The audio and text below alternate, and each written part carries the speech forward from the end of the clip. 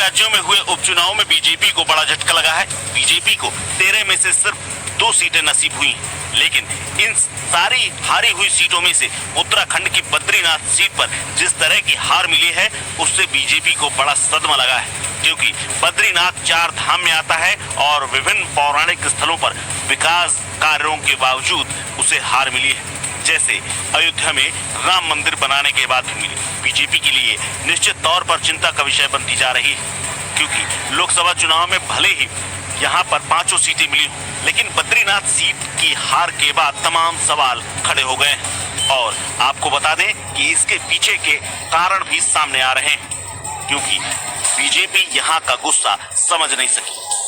बद्रीनाथ में कुछ महीने पहले ही बद्रीनाथ के तमाम पुजारी और स्थानीय लोगों ने जमकर विरोध किया था। पंडा समुदाय भी इस विरोध प्रदर्शन में शामिल रहा और प्रदर्शन कर रहे लोगों का ये कहना था कि वीआईपी दर्शन की सुविधा से आम दर्शनार्थियों को काफी परेशानी होगी, जिसके बाद बवाल मचा रहा था। मंदिर में प्रवेश की सुविधा देने की बात कही जा रही थी, जिसको लेकर काफी हंगामा हुआ। 4 धाम को लेकर केंद्र सरकार के मास्टर प्लान से स्थानीय लोग काफी नाराज भी थे। स्थानीय लोगों का कहना यह भी था कि बद्रीनाथ मास्टर प्लान को लेकर स्थानीय स्तर पर कोई स्टडी नहीं की गई है और ये जानने का प्रयास भी नहीं किया गया है कि निर्माण कार्यों को किस तरह से नुकसान पहुंचाया जाएगा।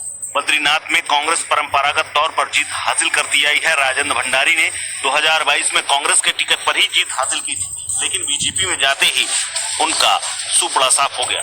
बीजेपी ने उन्हें बद्रीनाथ सीट से उम्मीदवार बनाया, लेकिन राजेंद्र भंडारी लोगों के अंदर अपना भरोसा नहीं जता पाए। उनकी इमेज दल बदलू के तौर पर बनी और यही कारण है कि कांग्रेस उम्मीदवार लखपत बुटोला जीत गए। इससे ये भी संदेश गया कि बीजेपी कांग्रेस के वोटरों को अब